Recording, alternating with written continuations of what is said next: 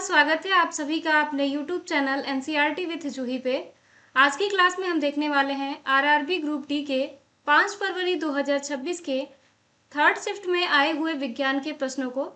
ये प्रश्न आपकी आगामी परीक्षा RRB NTPC, RRB ALP, SSC exam in सभी के लिए बहुत ही महत्वपूर्ण है और आपकी परीक्षा बहुत नज़दीक है, तो अपनी तैयारी जारी रखिए और बढ़ेंगे हम प्रश्नों की तरफ। आपका पहला प्रश्न है, वाष्पीकरण किस तापमान पर होता है? आपका सही जवाब है विकल्प बी, किसी भी तापमान पर। वाष्पीकरण जो है वो किसी भी तापमान पर हो सकता है। व्याख्या: वाष्पीकरण एक पृष्ठीय घटना है जो द्रव की सतह से होती है। यह प्रक्रिया किसी भी तापमान पर होती है, बशर्ते कि वह तापमान द्रव के क्रांतिक तापमान से कम हो। और थर्ड पॉइंट है कि जितना अधिक तापमान होगा वाष्पीकरण उतनी ही तेज गति से होगा। अगला प्रश्न है, किसी तरल पदार्थ में डूबी हुई या तैरती हुई वस्तु पर लगने वाला उत्प्लावक बल सदैव क्या कार्य करता है?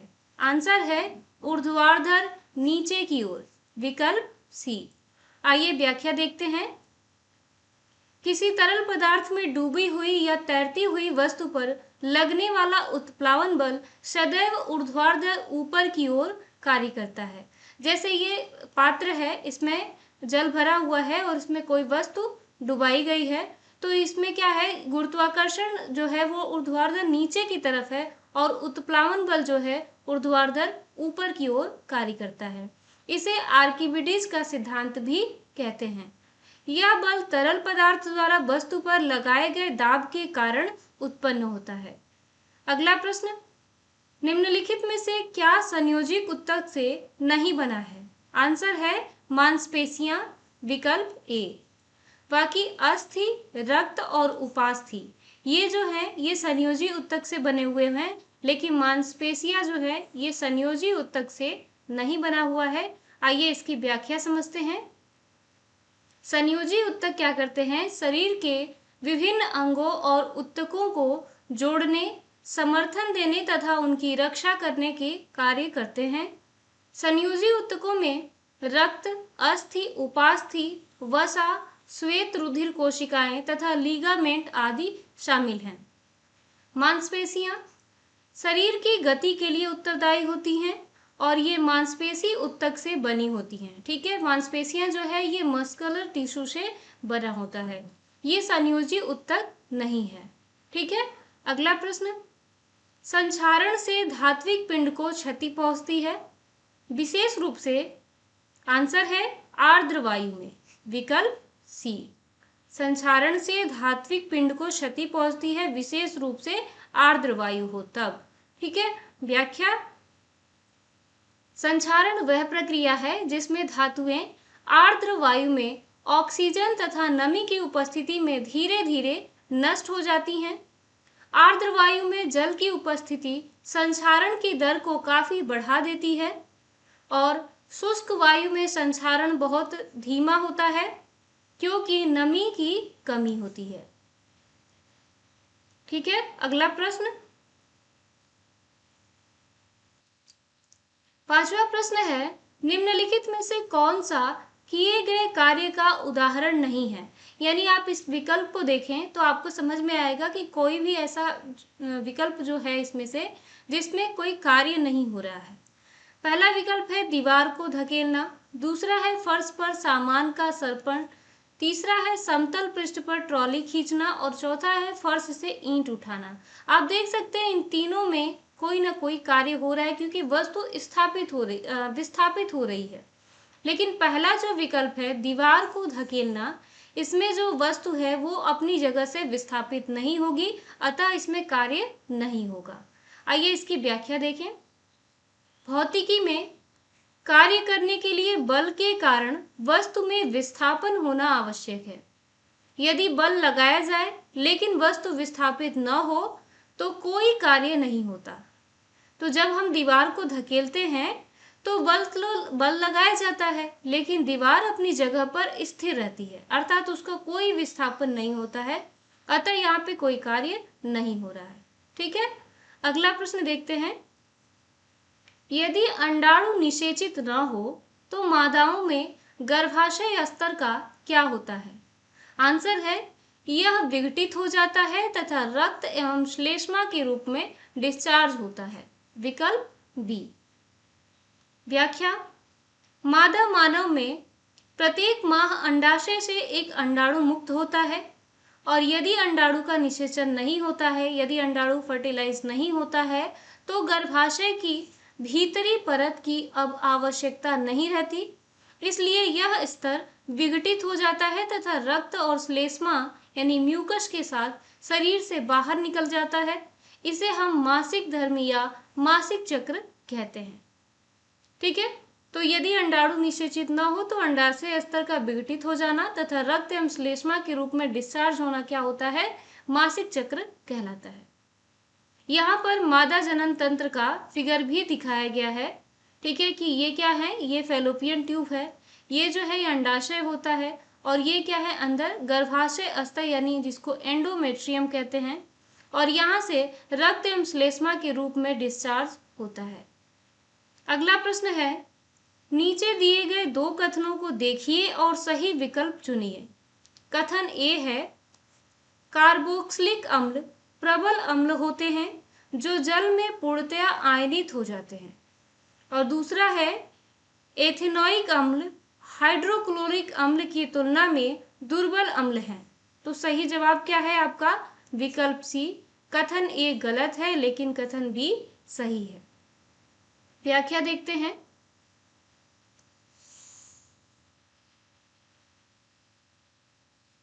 इसकी व्याख्या है कि कार्बोक्सिलिक अम्ल क्या होता है?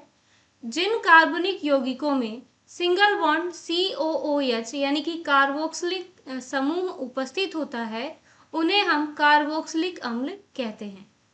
कार्बोक्सिलिक अम्लों की अम्लीय प्रवृत्ति।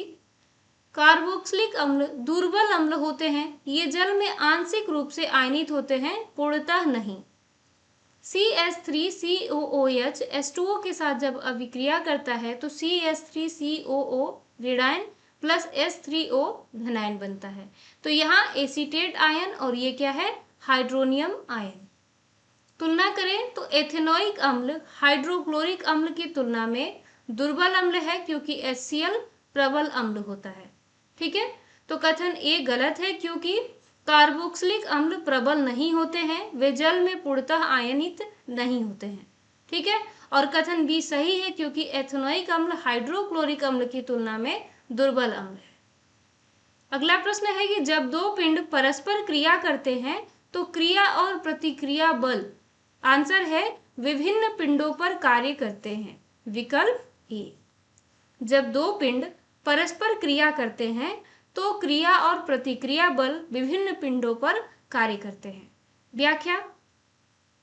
न्यूटन का तीसरा नियम। जब दो पिंड परस्पर क्रिया करते हैं तो प्रत्येक पिंड पर एक बल लगता है जिसे दूसरा पिंड लगाता है।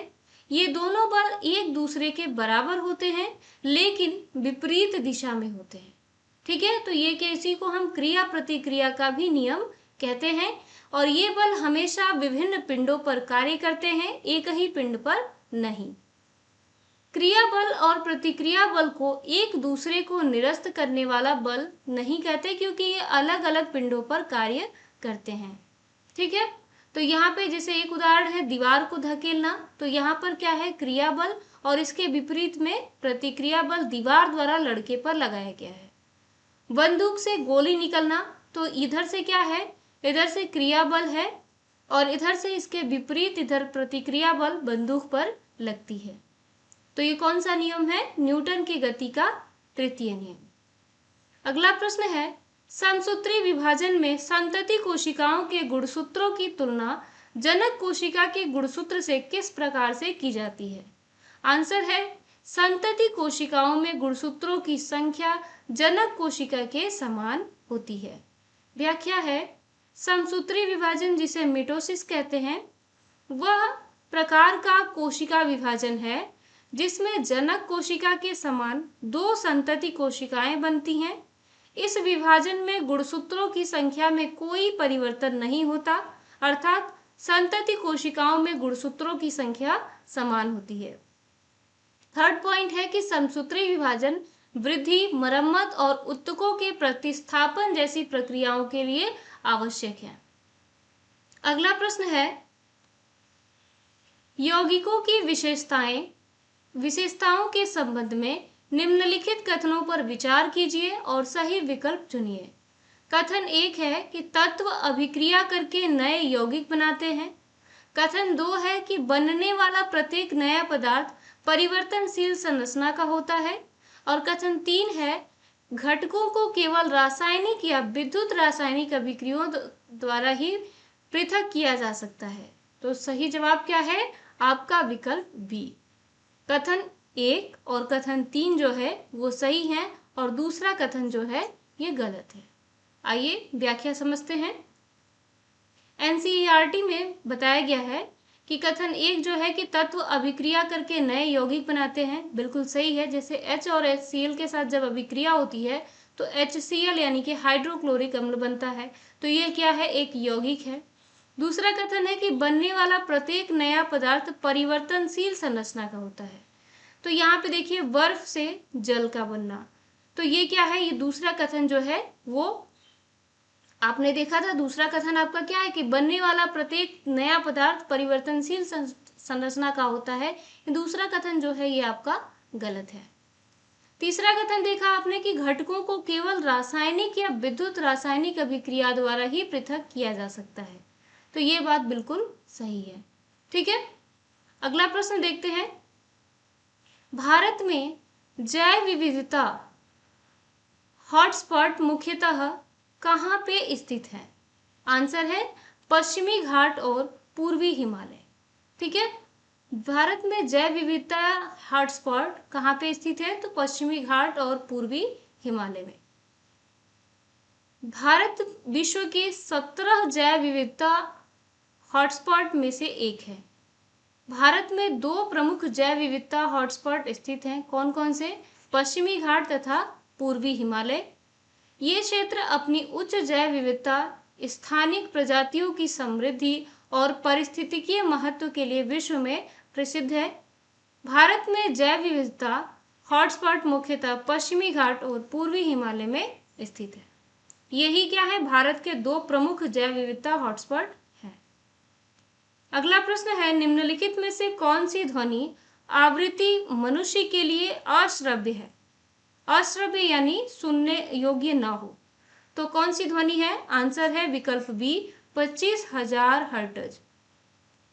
25,000 हर्ट्ज की जो ध्वनि है वो मनुष्य के सुनने के लिए अश्रव्य होती है। व्याख्या देखते हैं। मनुष्य के लिए ध्वनि की आवृत्ति सीमा लगभग 20,000 हर्ट्ज से 20,000 हर्ट्ज तक होती है।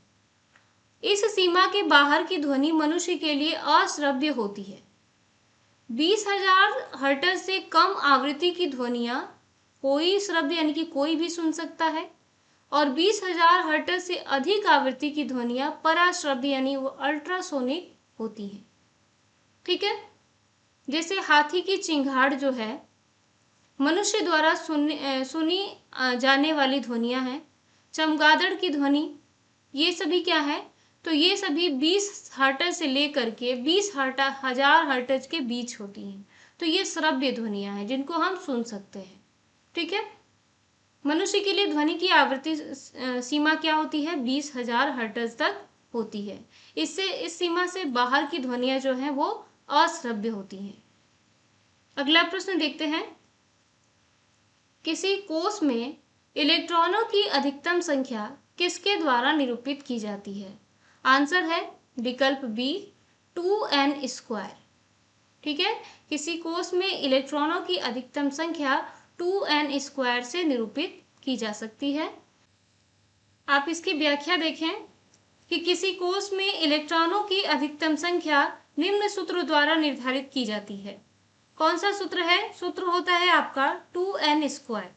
इलेक्ट्रॉन की अधिकतम संख्या बराबर 2n², जहां पे n क्या होता है? n कोश क्रमांक होता है।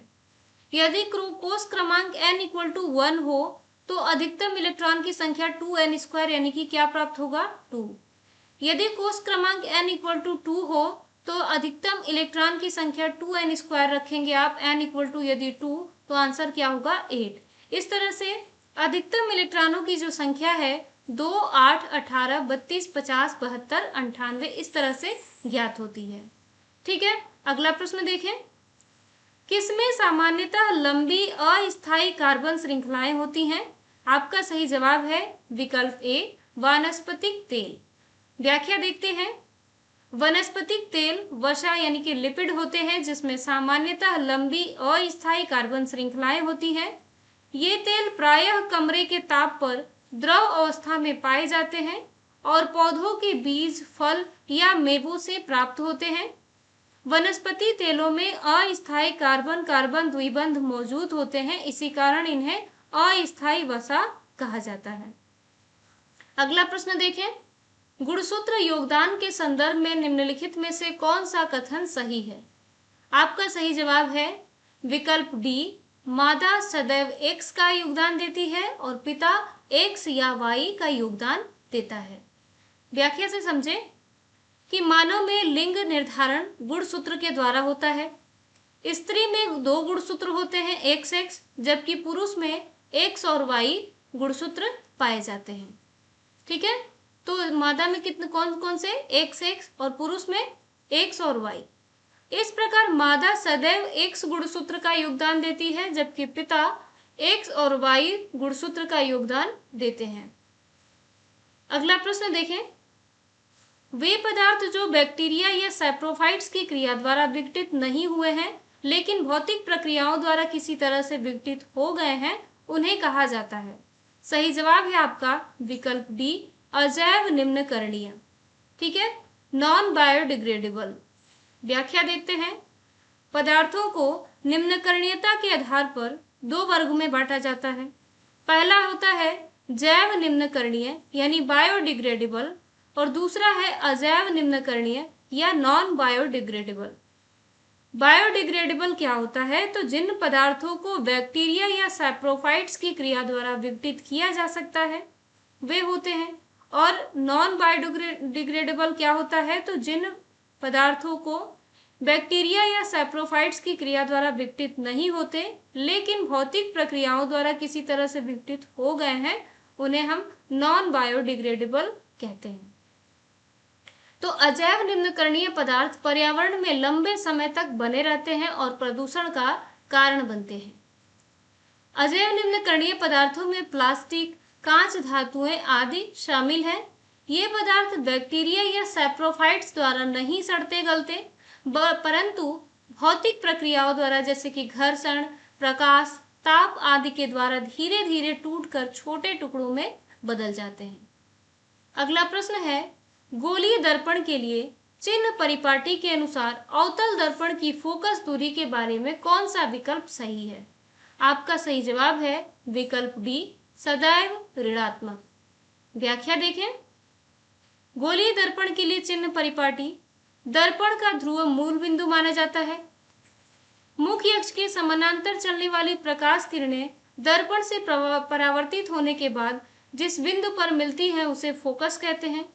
और अवतल दर्पण में फोकस दर्पण के सामने होता है। चिन्ह परिपाटी के अनुसार देखें तो मुख्य अक्ष के दाईं ओर की सभी दूरियां धनात्मक ली जाती हैं और बाईं ओर की सभी दूरियां ऋणात्मक मानी जाती हैं। तो आपसे प्रश्न क्या था कि अवतल दर्पण में फोकस दर्पण के सामने होता है और इसकी फोकस दूरी ऋणात्मक होती है। अगला प्रश्न है, निम्नलिखित में से कौन सा गति के तीसरे नियम का उदाहरण नहीं है? आप सभी विकल्पों को ध्यान से देखें। पहला विकल्प है किसी स्थिर कार को धक्का देकर उसे गतिमान कर देना। ये आपका विकल्प नहीं होगा। ठीक है, यानी सही जवाब भी आपका विकल्प ए है। और दूसरा विकल्प है रॉकेट के नीचे की ओर उत्सर्जित गैसों के कारण ऊपर की ओर गति, यानी ये भी तीसरे नियम पर आधारित है। तीसरा विकल्प है तैराक द्वारा पानी को अपने हाथों से पीछे की ओर धकेलना और खुद आगे की ओर बढ़ना। तो ये क्या होता है? ये भी तीसरे नियम पर ही आधारित है। और डी विकल्प है कि पैर द्वारा जमीन को पीछे की ओर धकेलना और फलस्वरूप जमीन द्वारा पैर को आगे की ओर धकेलना। ये भी जो है न्यूटन की गति के तृतीय नियम पर आधारित है। तो आपका सही जवाब है विकल्प ए। ये जो है ये गति के तीसरे नियम पर आधारित नहीं है। अगला प्रश्न, इसकी व्याख्या यहाँ पे दी गई है कि गति का तृतीय नियम प्रत्येक क्रिया के बराबर और विपरीत प्रतिक्रिया होती है। यदि वस्तु ए पर वस्तु बी पर कोई बल लगाती है तो वस्तु बी वस्तु ए पर बराबर तथा विपरीत क्रिया में बल लगाती है। यह नियम सभी प्रकार की पारस्परिक क्रियाओं पर लागू होता है। तो इस स्थिति में व्यक्ति कार पर बल लगाता है, परंतु कार की ओर से व्यक्ति पर प्रभाव नगण्य है या फिर बहुत कम होता है। कार भारी होती है, इसलिए इसे न्यूटन के तृतीय नियम का आदर्श उदाहरण नहीं माना जाता। ठीक है, ये जो है ये उसका उदाहरण नहीं है। अगला प्रश्न, यदि एक निषेचित अंडा गर्भाशय तक पहुंच जाता है लेकिन वहां का स्तर पतला और स्पंजी नहीं होता तो क्या हो सकता है? आपका सही जवाब है विकल्प डी। भ्रूण उचित प्रकार से अंतरोपित नहीं हो पाता और वो निष्कासित हो जाता है। व्याख्या देखते हैं। व्याख्या है कि हमारे शरीर में निषेचित अंडा यानी जाइगोट फैलोपियन ट्यूब के माध्यम से गर्भाशय तक पहुंचता है और गर्भाशय की आंतरिक परत जिसे एंडोमेट्रियम प्रत्येक माह मोटी, नरम और स्पंजी हो जाती है, जिससे निषेचित अंडा वहां पे आरोपित हो सके। यदि गर्भाशय का स्तर पतला और स्पंजी नहीं होता तो क्या होगा? अंडा जो है वो भ्रूण जो है वो उचित प्रकार से आंतरोपित नहीं हो पाता और वो निष्कास हो जाता है। अगला प्रश्न देखें। एक विद्युत हीटर 70 वोल्ट के स्रोत से जुड़ने पर 5 एम्पियर की धारा आकर्षित करता है। यदि विभवांतर को बढ़ाकर 126 वोल्ट कर दिया जाए तो हीटर द्वारा आकर्षित नई धारा कितनी होगी? आपका सही जवाब है ऑप्शन सी 9 एम्पियर। आइए देखें कैसे। ओम का नियम क्या है कि यदि तापमान स्थिर रहे तो किसी चालक में धारा विभवांतर के अनुपाती होती है, यानी जो विभवांतर है वो अनुपाती किसके? धारा के। तो जहां आर क्या है? चालक का प्रतिरोध है। अब आप जो है कि सवाल में देख रहे हैं कि प्रारंभिक विभवांतर कितना है? 70 वोल्ट और प्रारंभिक धारा कितनी है? 5 एम्पियर। नया विभवांतर कितना है? 126 वोल्ट। तो धारा आपको ज्ञात करनी है, तो V1 upon I1 equal to V2 upon I2 जब इस पे आपने मान रखा तो क्या प्राप्त हुआ? 9 एम्पियर। ठीक है, अगला प्रश्न देखें। निम्नलिखित में से किस धातु को उंगलियों के दाब से पत्तियों के आकार में ढाला जा सकता है? सही जवाब है आपका विकल्प बी, सोडियम। धातुओं के गुणधर्म यानी कि प्रॉपर्टीज ऑफ मेटल्स। धातुओं में तन्यता का गुण पाया जाता है, अर्थात उन्हें खींचकर तार जैसा बना सकते हैं। साथ ही उनमें पीटनीयता का भी गुण होता है, अर्थात उन्हें हथौड़े से दबाव डालकर उसे पीटकर पत्तियों में भी बदला जा सकता है। तो कौन सी धातु है जिसे आसानी से हम पत्ती के रूप में बदल सकते हैं? तो वो है सोडियम। सोडियम क्या है? एक अत्यंत मुलायम धातु है। इसे उंगलियों के हल्के दाब से भी आसानी से काटा जा सकता है। इसे चाकू से काटकर पतले टुकड़े किए जा सकते हैं और इसे दबाकर आसानी से पत्तियों के आकार में बदला जा सकता है। ठीक है, अगला प्रश्न। ध्रुव बिंदु P पर एक गोलीय दर्पण के मुख्य अक्ष और परावर्तक पृष्ठ के बीच ज्यामितीय संबंध क्या है? सही जवाब है आपका विकल्प सी, मुख्य अक्ष दर्पण के ध्रुव पर अभिलंबवत होता है। व्याख्या देखें। गोलीय दर्पण की सतह कैसी होती है? वक्र होती है और यह गोलाकार पृष्ठ के किसी भाग से बनता है। किसी गोलीय दर्पण के केंद्र और ध्रुवों को मिलाने वाली रेखा को मुख्य अक्ष कहते हैं। ठीक है, ये क्या है? मुख्य अक्ष। और ध्रुव P तथा दर्पण का मध्य बिंदु होता है। ध्रुव P पर दर्पण की सतह का स्पर्श तल मुख्य अक्ष के लंबवत होता है। अगला प्रश्न देखें। दैनिक जीवन में धारावाही चालक पर बल के सिद्धांत का उपयोग निम्नलिखित में से किस उपकरण में किया जाता है? आपका सही जवाब है विकल्प ए, विद्युत घंटी। अगला प्रश्न है, आयनिक यौगिकों के संदर्भ में प्रयुक्त पद सूत्र इकाई द्रव्यमान को कौन सा कथन सर्वोत्तम रूप से परिभाषित करता है? आपका सही जवाब है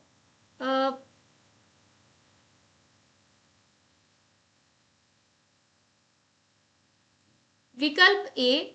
यह एक आयनिक यौगिक की सूत्र इकाई में उपस्थित सभी परमाणुओं के परमाणुक द्रव्यमान का योग है।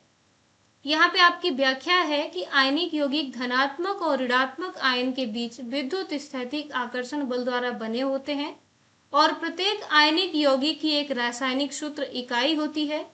इसका द्रव्यमान उस सूत्र इकाई में उपस्थित सभी परमाणुओं के परमाणुक द्रव्यमान का योग होता है।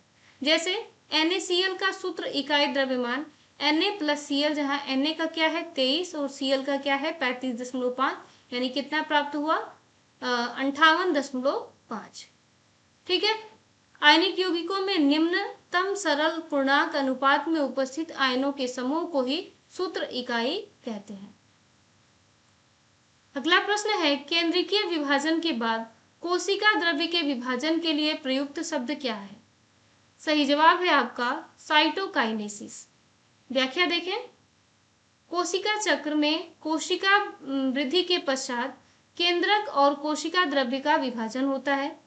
कोशिका विभाजन की मुख्यतः दो अवस्थाएं हैं।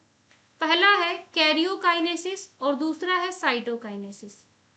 कैरियोकाइनेसिस में केंद्र का विभाजन है और साइटोकाइनेसिस में केंद्रकीय विभाजन के बाद कोशिका द्रव्य का विभाजन है। अतः केंद्रीय विभाजन के बाद कोशिका द्रव्य के विभाजन की प्रक्रिया को ही साइटोकाइनेसिस कहा जाता है। उम्मीद है वीडियो आपको पसंद आया होगा, सभी चीजें अच्छे से क्लियर हो गई होंगी। अगर कोई भी डाउट हो तो आप हमें कमेंट जरूर करें और इस तरह के वीडियो को देखने के लिए आप हमारे चैनल को सब्सक्राइब तथा वीडियो को लाइक और शेयर जरूर कर लें। मिलेंगे अगले वीडियो में एक नए टॉपिक के साथ। धन्यवाद।